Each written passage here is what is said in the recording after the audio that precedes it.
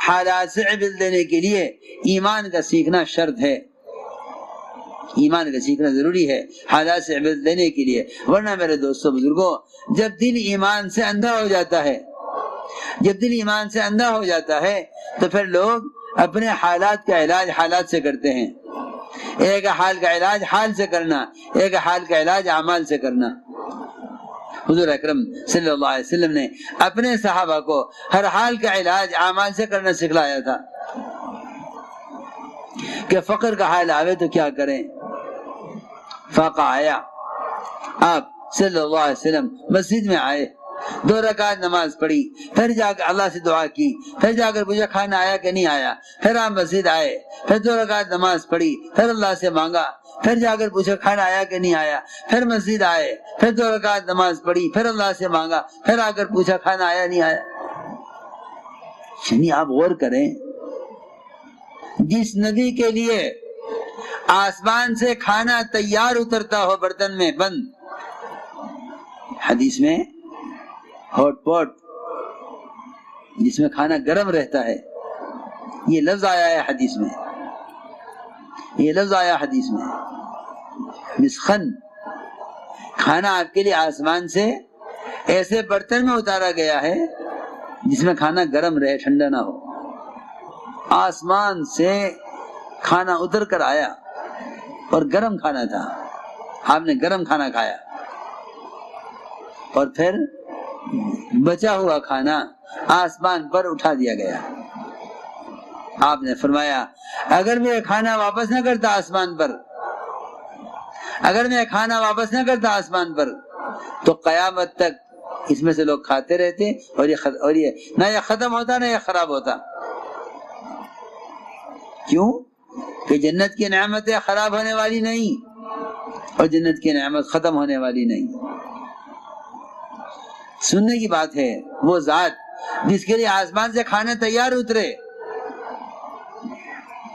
وہ اللہ سے کھانا مانگنے کے لیے بار بار مسجد آویں، وہ بار بار دعا کریں، اپنی امت کو اللہ سے لینا سکھلانے کے لیے، اپنی امت کو اللہ سے لینا سکھلانے کے لیے۔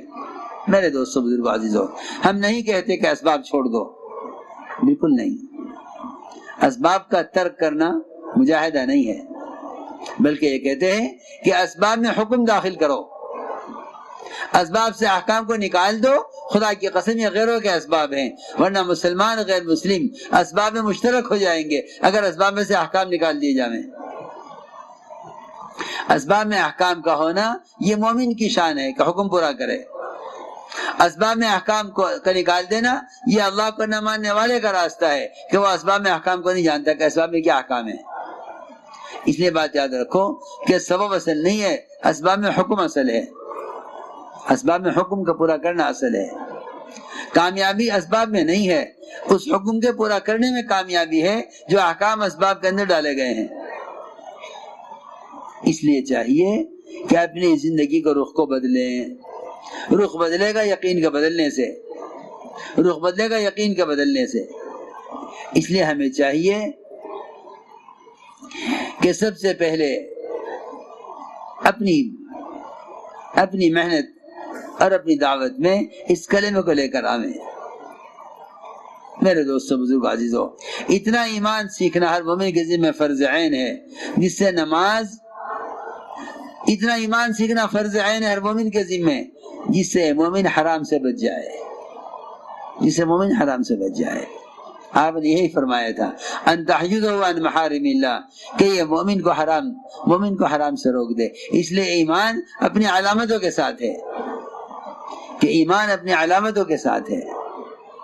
ہمیشہ یاد رکھو ایمان اپنی علامتوں کے ساتھ ہے۔ ایمان کوئی دعویٰ نہیں ہے کہ میں ایمان والا ہوں، کہ ایمان والا اسے کہتے ہیں جس کے اندر ایمانی صفات پائی جائیں۔ آپ تاجر اسے کہتے ہیں جو دکان پر بیٹھتا ہو، تجارت کرتا ہو۔ آپ زمیندار اسے کہتے ہیں جو زمیندارہ کرتا ہو۔ آپ حاکم اسے کہتے ہیں جو حکومت کرتا ہو۔ اگر آج حکومت کے تختے سے ہٹ جائے تو لوگ اسے صدر نہ کہیں گے، وزیر نہ کہیں گے۔ میں حیران ہوں کہ اگر وزارت ختم ہو جائے تو کوئی وزیر کہنے کو تیار نہیں، اور اگر یہ ڈاکٹری چھوڑ کر تجارت کر لے تو لوگ اسے ڈاکٹر کہنے کو تیار نہیں۔ آج ایک آدمی اپنا پیشہ بدل دے، اس کا نام بدل جاتا ہے، لیکن عجیب بات ہے، نماز پڑھتے نہیں، زکوٰۃ دینے میں سستی۔ اب آ رہا رمضان کا مہینہ، کیسے روزہ رکھوں، مجھے تو کھیت پہ جانا ہے، روزے کا اہتمام نہیں، نمازوں کا اہتمام نہیں، زکوٰۃ ادا نہیں کرتا، اور کیا کہتا ہے کہ میں تو ایمان والا ہوں۔ ایسا معلوم ہوتا ہے کہ ان ساری ایمان کی علامتوں کو اور تمام ایمان کے تقاضوں کو اور تمام ایمان کے فرائض کو بھولا کر خبر نہیں کس چیز کا نام ایمان رکھا ہے۔ میرے بزرگ دوستو عزیزو، ایمان اپنی علامتوں کے ساتھ ہے، ایمان اپنی علامتوں کے ساتھ ہے۔ اس لیے فرمایا، ایک صحابی نے سوال کیا حضور اکرم صلی اللہ علیہ وسلم سے کہ یا رسول اللہ، یہ تو بتائیے کہ ایمان کسے کہتے ہیں؟ آپ نے فرمایا، اذا سرت کا حسنتک وساعت کا سیئتک فانت مومن، کہ یہ تجھے نیکی خوش کرے اور گناہ اندر سے غمگین کرے، جان لے کہ تو مومن ہے۔ ایمان کی علامت اس طرح بتلائی، جب تجھے نیکی سے خوشی ہونے لگے اور گناہ سے غم ہونے لگے تو جان لے کہ تو مومن ہے۔ اذا سرت کا حسنتک وساعت کا سیئتک فانت مومن۔ اس لیے اتنا ایمان سیکھنا فرض عین ہے ہر مومن کے ذمے، جتنا ایمان مومن کو حرام سے روک دے۔ اور واقعی اگر اس ایمان کی طرف دل میں پیدا ہو جائے، جس طرح میں عرض کر رہا، اگر اس طرح ایمان کی طرف دل میں پیدا ہو جائے تو اللہ کا وعدہ ہے، من یرد العلم والایمان یؤتیہ اللہ، کہ جو علم اور ایمان چاہے گا اللہ اس کو دیں گے۔ اس لیے میرے دوستو عزیزو، اس سب سے پہلے تو دل سے اس بات کا عزم کرو کہ ہم ایمان سیکھیں گے۔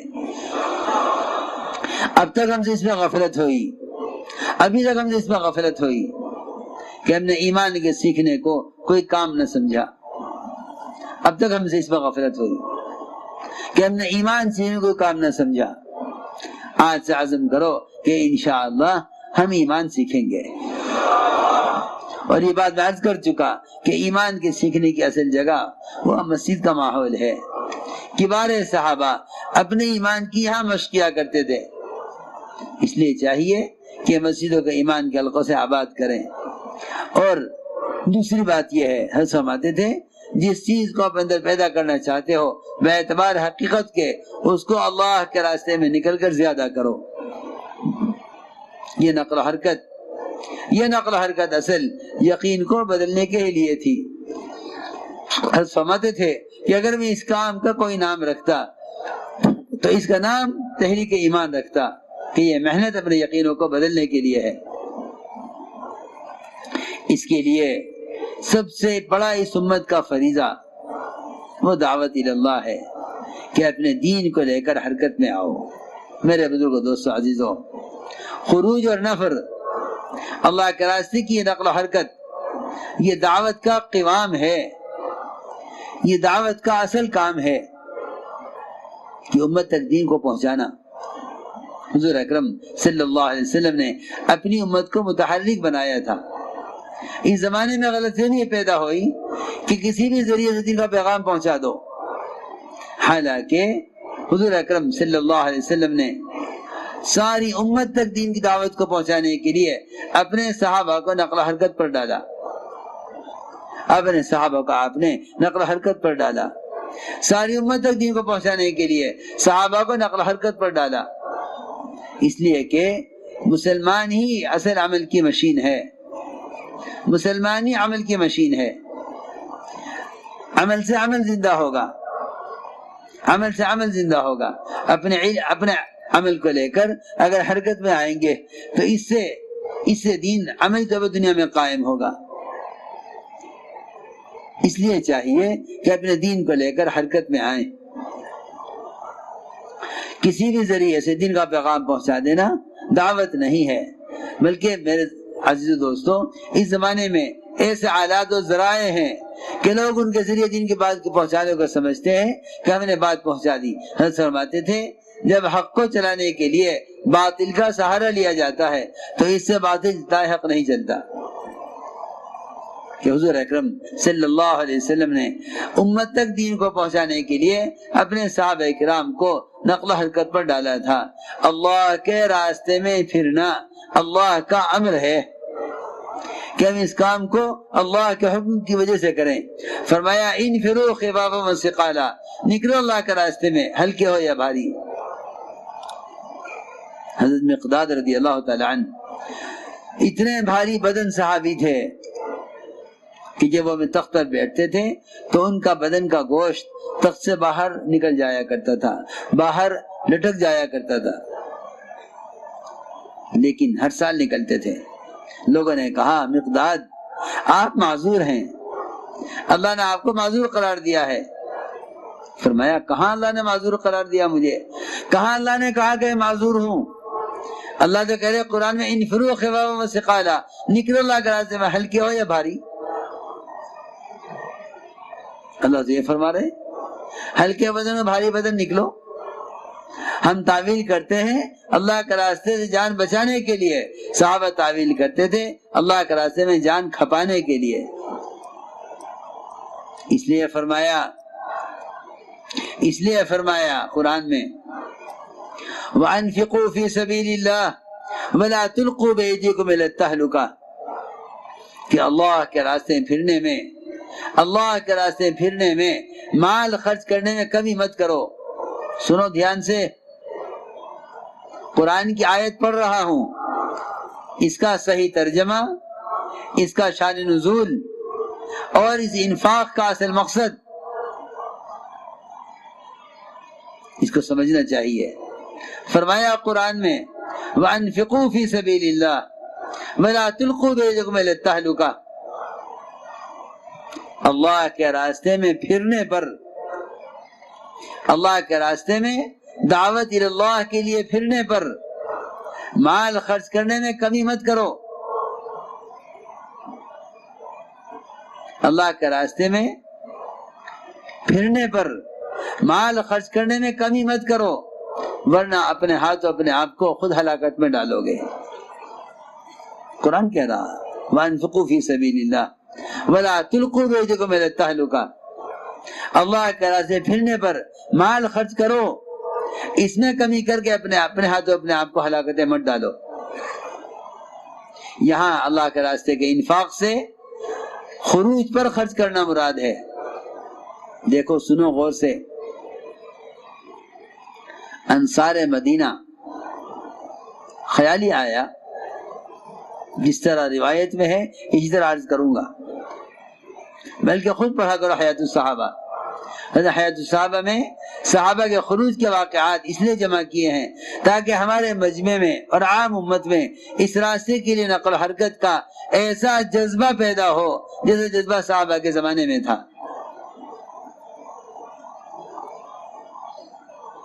حیات الصحابہ حضرت نے یہ سارے واقعات جمع کیے ہیں صحابہ کے خروج و نقل و حرکت کے۔ آپ صلی اللہ علیہ وسلم نے دین سیکھنے کے لیے صحابہ کو بٹھایا نہیں بلکہ سیکھنے سکھلانے کے لیے حرکت میں ڈالا ہے، سیکھنے سکھلانے کے لیے حرکت میں ڈالا ہے کہ آؤ دور سے سیکھنے کے لیے مدینے میں اور جاؤ مدینے سکھلانے کے لیے دور کے ملکوں میں۔ آپ نے تعلیم اور تعلم کو نقل و حرکت کے ساتھ جوڑا تھا، تعلیم اور تعلم کو نقل و حرکت کے ساتھ جوڑا ہے۔ اللہ کے راستے کا نفر بھی تفقہ فی الدین کے لیے تھا، دین سیکھنے کے لیے نکلو، سکھلانے کے لیے نکلو۔ میرے دوستو عزیزو، میں عرض کر رہا تھا انصار جمع ہوئے، انصار جمع ہو کر بیٹھے مشورہ کرنے، اور کیا کہا انصار نے؟ اللہ کا بہت بڑا شکر ہے، اس کا کرم ہے کہ ہم نے حضور اکرم صلی اللہ علیہ وسلم کی بڑی مدد کی ہے اور واقعی خوب کی ہے۔ کہا انصار نے جمع ہو کر ہم نے اللہ کے نبی کی بہت مدد کی ہے اور بڑی جانیں کھپائی ہیں، بڑا مال خرچ کیا ہے، بہت پھرے ہیں۔ اب تک کی ساری کوشش سے مسلمان خوب ہو گئے، کام کرنے والا عملہ خوب تیار ہو گیا، اسلام پھیل گیا، اسلام کو قوت حاصل ہو گئی، اسلام کو عزت مل گئی، اسلام غالب آ گیا۔ اب اگر کچھ چند مہینے کے لیے، ہم سمجھتے 6 مہینے کے لیے انصار نے یہ طے کیا کہ مدینے میں رہیں، 6 مہینے صرف مدینے میں رہیں، 6 مہینے کے بعد جہاں چاہے بھیج دیا جائے ہمیں، لیکن 6 مہینے میں مدینے میں رہ کر کچھ کاروبار دیکھ لیں، کچھ زمینیں سوکھ گئی ان کو دیکھ لیں، کچھ کھیتی باڑی کر لیں، تھوڑی سی کچھ کاروبار دیکھ لیں، کچھ گھر ٹوٹ ٹاٹ گئے ان کی اصلاح کر لیں، 6 مہینے کے بعد جہاں چاہے بھیج دیا جائے ہمیں، بس 6 مہینے ہماری تشکیل نہ ہو، ہم مدینے میں رہیں گے 6 مہینے۔ مدینے کی فضیلت، دجال یہاں داخل نہیں ہو سکے گا، دین سمٹ کر مدینے پر ایسے آ جائے گا جیسے سانپ سمٹ جاتا ہے اپنے بل کے اندر۔ مدینے کے فضائل ہیں، ملائکہ مدینے کی حفاظت پر متعین ہیں، آپ کے منبر گھر کے درمیان کا حصہ جنت کی کیاری ہے، لیکن خدا کی قسم نہ محمد صلی اللہ علیہ وسلم نے نہ آپ کے خلفاء نے کبھی صحابہ کا مدینے میں رہنا پسند کیا، کبھی پسند نہیں کیا، کبھی پسند نہیں کیا۔ اگر یہ مدینے میں رہنا پسند کرتے تو اسلام ملکوں میں نہ پھیلتا، اسلام نہ پھیلتا ملکوں میں اگر یہ مدینے میں رہنا پسند کرتے۔ مدینے کی فضیلت، آپ کی صحبت کو قربان کیا اسلام کو قائم کرنے کے واسطے، صحابہ کو نقل حرکت پر ڈالنے کے لیے۔ سنو غور سے، یہ بھی کہا انصار نے اب کوئی جنگ ہونے والی نہیں ہے، اب کوئی لڑائی بھی آگے نہیں ہے، لڑائیاں ختم ہو چکی، غزوات ہو چکے۔ یہ میں اس لیے کہہ رہا ہوں کہ اگر کسی کے ذہن میں اس بات کا خیال ہو کہ صحابہ تو قتال کے لیے نکلا کرتے تھے، یہاں انصار نے یہ بھی کہا روایت میں ہے کہ اب کوئی قتال بھی ہونے والا نہیں ہے، تو لہٰذا اگر نکلنا قتال کے لیے ہے تو قتال بھی نہیں ہے، تو اس لیے مدینے میں رہو۔ ادھر تو انصار مشورہ کر رہے تھے 6 مہینے مقامی کام کے ساتھ مدینے میں رہنے کا، ادھر انصار مشورہ کر رہے تھے۔ روایت میں ہے کہ انصار نے یہ مشورہ حضور اکرم صلی اللہ علیہ وسلم سے چھپ کر کیا تھا، اور خود کہتے ہیں انصار کہ ہم نے نفاق کی وجہ سے نہیں، اسلام سے، اللہ کے رسول سے محبت کے ساتھ کیا تھا ہم نے۔ ادھر یہ مشورہ ہو رہا تھا، ادھر قرآن نازل ہو رہا تھا، وَأَنفِقُوا فِي سَبِيلِ اللَّهِ وَلَا تُلْقُوا بِأَيْدِيكُمْ إِلَى التَّهْلُكَةِ، اللہ کے راستے پھرنے پر مال خرچ کر کے، اللہ کے راستے پھرنے پر مال خرچ کرو، اس میں کمی کر کے اپنے ہاتھوں اپنے آپ کو ہلاکت مت ڈالو۔ قرآن اس پر نازل ہوا۔ آپ نے کہا انصار سے، انصار کیا مشورہ کیا ہے تم نے؟ دیکھو اللہ ناراض ہو رہے تمہارے اس مشورے پر۔ انصار کہتے ہیں قرآن کی آیت ہمارے مشورے، ہمارے ارادے کا انکار کرنے کے لیے نازل ہوئی ہے، اللہ نے اس آیت میں ہمارے ارادے کو رد کیا ہے۔ سوچو تو صحیح، سوچو تو صحیح، سوچو تو صحیح۔ چھوٹا سا ذمہ دار لیے بیٹھا ہے، بس تسبیح پڑھ لوں، ذکر کر لوں، اللہ اللہ کر لوں، 5 وقت کی نماز پڑھ لوں، حج میں نے کر لیا، روزہ رکھ لوں، زکوٰۃ دے دوں اور مر جاؤں، یہ تیری ذمہ داری تھی؟ یہ تیری ذمہ داری؟ خدا کی قسم اس امت کو جو ذمہ داری سمجھائی گئی ہے نبوت کی نیابت میں، یہ کہہ کر سمجھائی گئی ہے، یہ کہہ کر سمجھائی گئی ہے کہ تم ساری کی ساری امت ایک کشتی کی سوار ہو۔ آج اس کشتی میں سوراخ کرنے والے لاکھوں ہیں، لیکن اس کشتی میں سوراخ کرنے والوں کو روکنے والے سینکڑوں بھی نہیں ہیں۔ دیکھ لو امت کا حال۔ کہتے ہیں فرض کفایہ ہے، فرض کفایہ اسی کو تو کہتے ہیں کہ آیا یہ تعداد کافی ہو جائے گی؟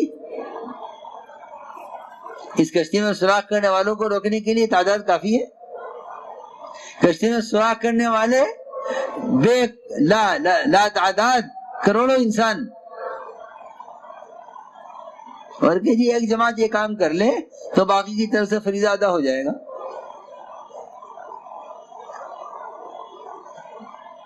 سوچنے کی بات ہے۔ صحیح فرمایا روایت میں کہ ساری کی ساری امت ایک کشتی کی سوار ہے۔ اگر ان عبادت گزاروں نے خود اپنی ذات سے بھلائی کا حکم نہ کیا اور برائی سے نہ روکا تو یہ بھی غرق کیے جائیں گے۔ آپ نے حدیث میں صاف فرمایا، بلکہ فرمایا جبرائیل اس بستی کو اٹھا کر الٹ دو۔ عرض کیا اس میں تیرا فلاں نیک بندہ ہے جو کبھی تیری یاد سے غافل نہیں ہوا، جبرائیل اس سے بھی اٹھا کے الٹ دو۔ ہمارے احکام توڑے جا رہے تھے، ہمارا دین مٹ رہا تھا، یہ اپنی انفرادی عبادت میں لگا ہوا تھا۔ اسی طرح ہے، اٹھا کے الٹ دو۔ اس کی پیشانی پر کبھی بل نہ آئے، اس کا دل کبھی نہ دکھا ان منکرات کو دیکھ کر۔ اس لیے میرے دوستو عزیزو، یہ نقل و حرکت اور یہ اللہ کے راستے کا پھرنا، یہ تو اللہ کا امر ہے۔ اس کام کو اللہ کے امر کی وجہ سے، اللہ کے حکم کی وجہ سے کرو۔ کوئی تبلیغ میں نکلنا صرف وقتی طور پر دین سیکھنے کی تحریک نہیں ہے، بلکہ اللہ کے راستے کی نقل و حرکت ماحول کو بدلنے کے لیے ہے۔ سنا قوم کو دعوت دینے گئے ایک صحابی، رات تک ساری قوم اسلام میں داخل ہو گئی، اذانیں ہونے لگی، نماز با جماعت ہونے لگی، مسجدیں بننے لگی، صبح سے لے کے شام تک۔ اس لیے کہ دوستو عزیزو، جب اللہ کے راستے کی نقل و حرکت صحابہ والے مجاہدے کے ساتھ، صحابہ والے اصول و طریقوں کے ساتھ کی جائے گی تو اللہ تعالیٰ آج بھی قلوب کو ایسے ہی مسخر کریں گے جیسے اللہ تعالیٰ نے دور صحابہ میں قلوب کو مسخر کر کے ہدایت کی طرف پھیرا ہے۔ اس لیے یاد رکھو، کسی بھی ذریعے سے دین کا پیغام پہنچا دینا دعوت نہیں، بلکہ محمد صلی اللہ علیہ وسلم اور آپ کے صحابہ کی دعوت کا تو طریقہ یہی ہے کہ خود جا کر دعوت دو، خود جا کر دعوت دو۔ دعوت لے کر بھیجنے کی چیز نہیں ہے، خود جا کر دعوت دو۔ اس لیے پورا مجمع اس کا عزم کرے کہ انشاءاللہ ہمیں اس کام کو کام بنا کر کرنا ہے۔